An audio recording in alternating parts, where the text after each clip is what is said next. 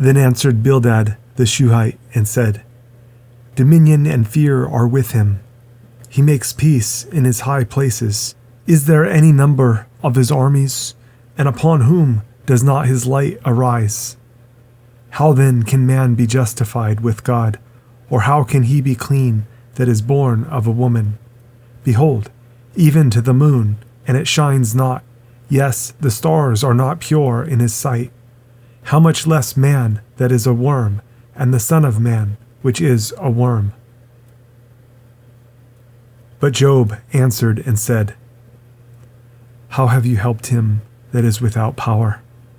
How save you the arm that has no strength? How have you counseled him that has no wisdom?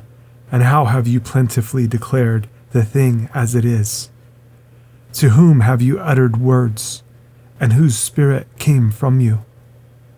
Dead things are formed from under the waters, and the inhabitants thereof. Hell is naked before him, and destruction has no covering.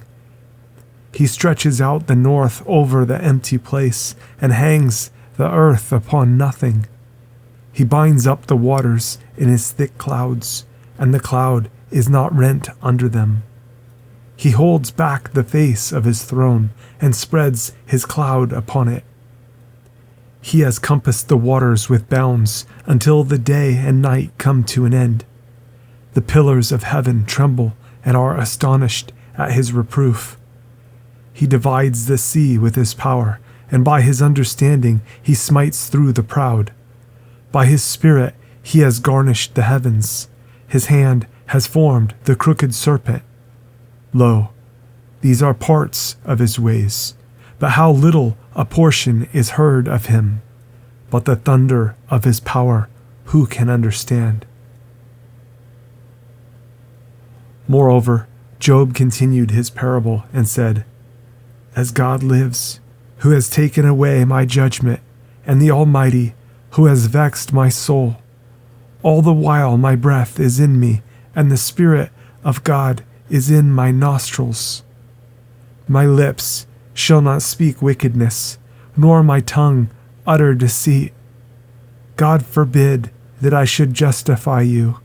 Till I die, I will not remove mine integrity from me.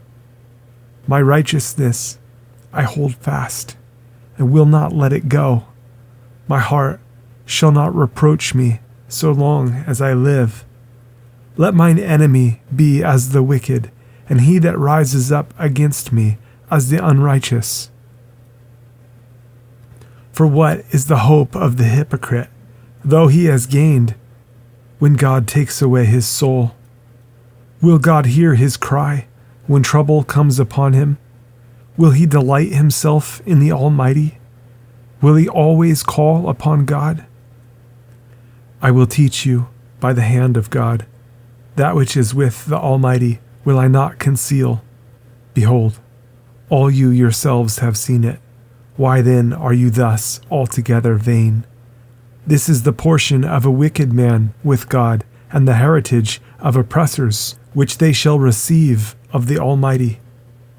If his children be multiplied, it is for the sword, and his offspring shall not be satisfied with bread. Those that remain of him shall be buried in death, and his widows shall not weep. Though he heap up silver as the dust, and prepare raiment as the clay, he may prepare it, but the just shall put it on, and the innocent shall divide the silver. He builds his house as a moth, and as a booth that the keeper makes. The rich man shall lie down, but he shall not be gathered. He opens his eyes, and he is not. Terrors take hold on him as waters. A tempest steals him away in the night. The east wind carries him away, and he departs, and as a storm hurls him out of his place. For God shall cast upon him, and not spare. He would fain flee out of his hand. Men shall clap their hands at him, and shall hiss him out of his place. Surely there is a vein for the silver, and a place for gold where they find it.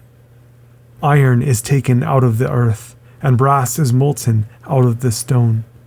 He sets an end to darkness, and searches out all perfection, the stones of darkness and the shadow of death. The flood breaks out from the inhabitant, even the waters forgotten of the foot. They are dried up, they are gone away from men. As for the earth, out of it comes bread, and under it is turned up as it were fire. The stones of it are the place of sapphires, and it has dust of gold. There is a path which no fowl knows, and which the vulture's eye has not seen. The lion's whelps have not trodden it, nor the fierce lion passed by it. He puts forth his hand upon the rock. He overturns the mountains by the roots. He cuts out rivers among the rocks, and his eye sees every precious thing. He binds the floods from overflowing, and the thing that is hid brings he forth to light. But where shall wisdom be found? And where is the place of understanding? Man knows not the price thereof, neither is it found in the land of the living. The depth says, "It is not in me," and the sea says, "It is not with me." It cannot be gotten for gold, neither shall silver be weighed for the price thereof. It cannot be valued with the gold of Ophir, with the precious onyx or the sapphire.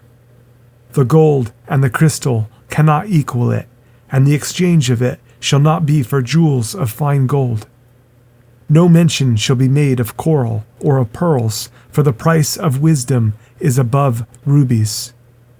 The topaz of Ethiopia shall not equal it, neither shall it be valued with pure gold. Whence then comes wisdom? And where is the place of understanding? Seeing it is hid from the eyes of all living, and kept close from the fowls of the air. Destruction and death say, "We have heard the fame thereof with our ears." God understands the way thereof, and he knows the place thereof. For he looks to the ends of the earth, and sees under the whole heaven, to make the weight for the winds, and he weighs the waters by measure. When he made a decree for the rain, and a way for the lightning of the thunder, then did he see it, and declare it. He prepared it, yes, and searched it out. And unto man he said, Behold, the fear of the Lord, that is wisdom, and to depart from evil is understanding.